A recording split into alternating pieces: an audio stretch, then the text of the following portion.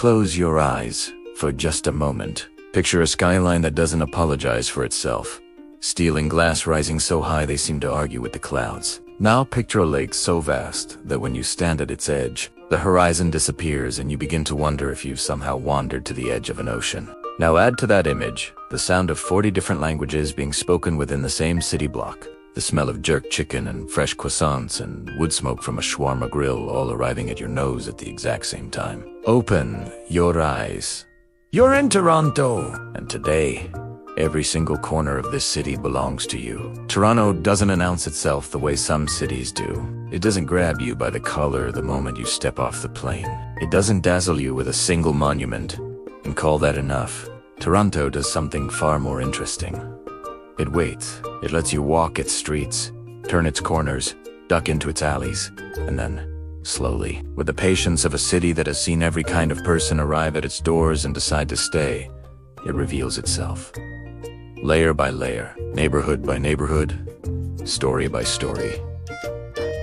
This is not a sightseeing checklist. What you're about to do today is something far more intimate. You are going to feel this city.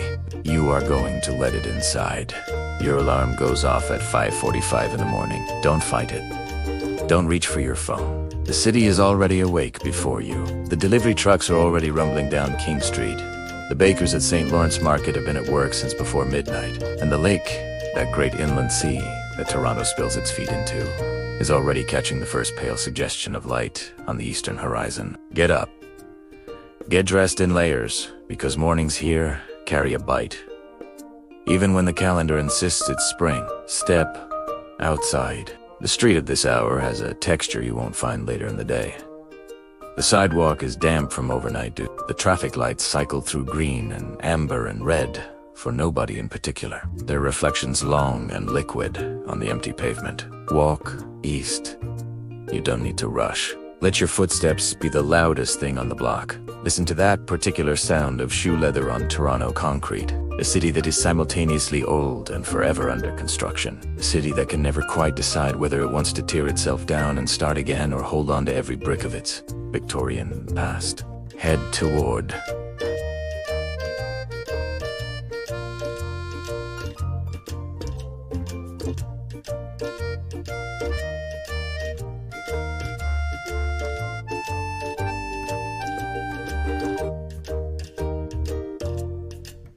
the lake. Take the path down to the water at Harbourfront. As you descend and the buildings begin to pull back on either side, you'll feel it before you see it. A shift in the air. A deepening cold. That unmistakable mineral freshness of Lake Ontario breathing out into the morning. Then you see it. The water is the color of pewter at this hour. Flat and still and enormous. Stretching so far south that the American shore is invisible and the whole world seems to have dropped away. Stand there. Don't take a photo yet. Just stand there and feel the scale of it against your body. You are a small creature at the edge of something ancient and indifferent and beautiful. Turn around. There it is, the CN Tower, rising out of the city behind you. Its needle piercing the pink and orange sky that is only now beginning to blush in the east. At 553 meters, it was once the tallest freestanding structure in the world. And even now, surrounded by the growing ambition of the city's glass towers, it has a quiet authority that nothing else can match. Watch the sky change around it. Watch the light creep down its concrete shaft, like something being slowly revealed. This is your sunrise. This is your Toronto. Now you've earned your coffee. Walk north and slightly east until you reach St. Lawrence Market, one of the oldest and finest food markets in the world, a place that has been feeding the city since 1803. The vendors are setting up now, arranging their produce and cheeses and flowers with the focused ceremony of people who have been doing this their whole lives. But you are not here for the browsing yet. You are here for one thing. A peameal bacon sandwich on a freshly baked Kaiser roll. Find the Carousel Bakery counter inside the South Market building. The smell will find you before you find it. Warm bread, sweet cured pork, something faintly caramelized from the grill. Order the sandwich. Hold it in both hands. Take the first bite standing right there. Let the juice run.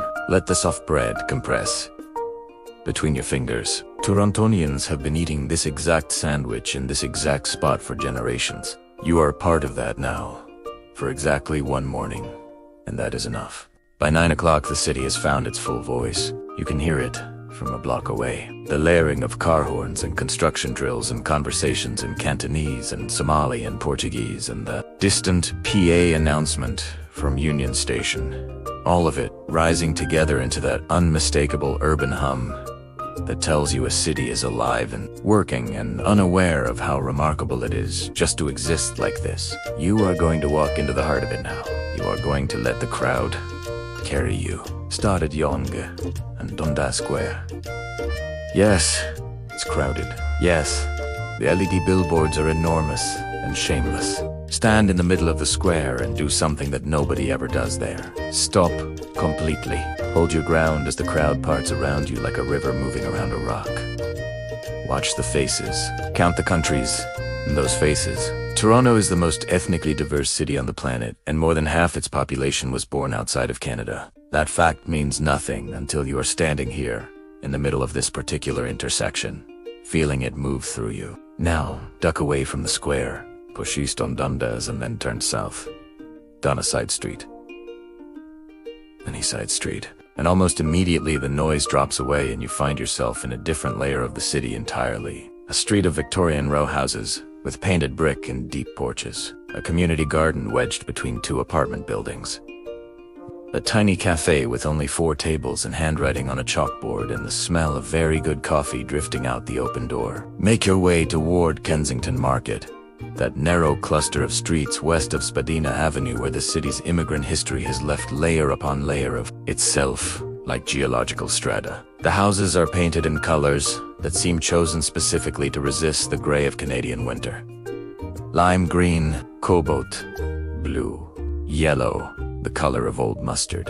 Walk slowly here. Read the murals painted on the sides of buildings, large and confident and sometimes angry and sometimes tender, turning these narrow streets into an open-air gallery of everything the city is worried about and everything it hopes for. Stop at the corner of Augusta and Baldwin and turn a slow circle. In a single rotation, you can see a Mexican taqueria, a West African fabric shop, a Japanese convenience store, and a century-old synagogue converted into a community event space. That slow turn is the entire thesis of Toronto. That is what this city is. You are hungry again, and the city knows it. Walk south to Chinatown, where the signage shifts from English to Chinese characters, and the produce overflows its bins onto the sidewalk in a gorgeous, chaotic display of color. Deep purple eggplant, bright orange persimmons, bundles of herbs so green they seem to vibrate.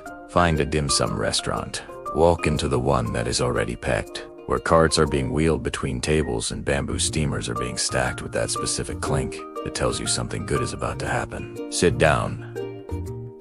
The cart will come to you. Point at things. Don't overthink it. Order the hargao, steamed shrimp dumplings, whose skins are thin enough to be almost translucent. The filling hot and sweet and delicate. Order the chiang fan, those silky rice noodle rolls draped in soy sauce, so soft they seem to dissolve rather than chew. Order the egg tarts, warm, their pastry shells crisp and their custard centers trembling and pale and tasting faintly of vanilla. Eat slowly. This is not just a meal. This is 200 years of a community cooking its memory into food so that it does not disappear.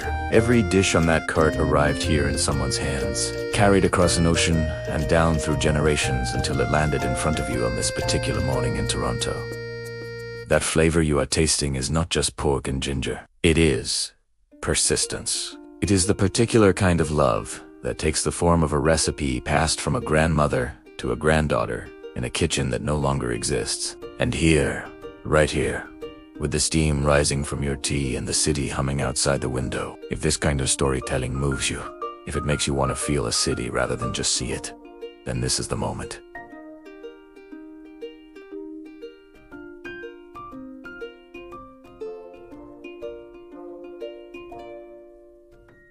Hit subscribe. Turn on the notifications, because every city in this series is waiting to do exactly this to you. The afternoon belongs to a different pace. Find your way to the Royal Ontario Museum, the ROM, a building that is itself an argument about what a museum should look like. The original Edwardian building from 1914 was doubly rapid in 2007, in an extension of crystalline angular forms that burst out of the old structure like something geological. Inside, walk slowly through the galleries of ancient Egypt, past small carved amulets and papyrus fragments and figures of cats made from faience that are 4,000 years old and somehow still feel inhabited. Then find the gallery of indigenous Canadian art.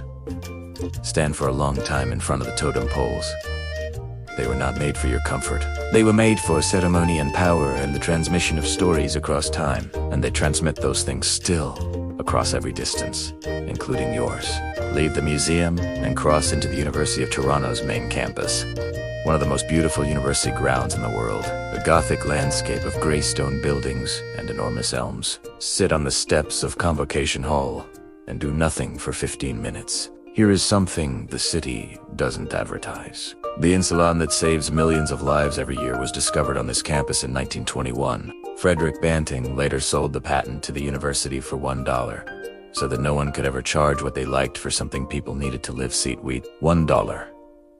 This city invented something and gave it away.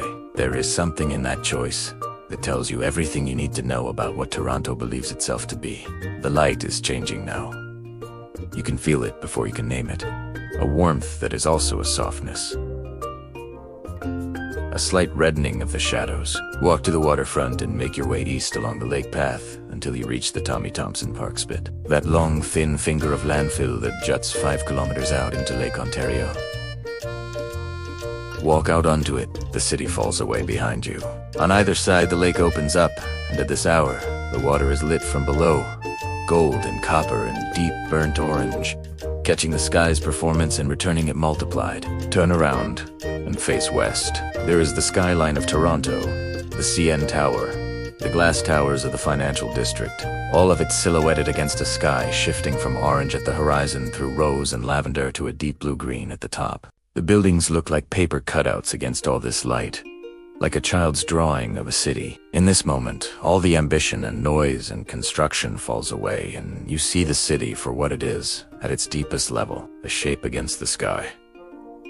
A human arrangement at the edge of something wild. Stay until the first lights come on in the towers. Watch the city illuminate itself, window by window, floor by floor, until the skyline is no longer a silhouette, but a constellation of 10,000 lit rooms.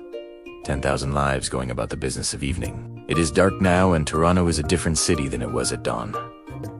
The restaurants are full. The theater district along King Street West has disgorged its audiences onto the sidewalk, and they stand in loose, animated clusters, their breath visible in the cold air, still talking about what they saw. The bars have their doors open, and the music spills out and mixes on the street with music from the next place and the next, creating something accidental and improvised and specific to this one corner at this 1 hour that will never exist in exactly this combination again. Walk through it slowly. You are not going anywhere now. You have seen this city and its morning quiet, and its midday noise, and its afternoon stillness, and its golden hour beauty. And now you are walking through its night, and letting it be everything it wants to be.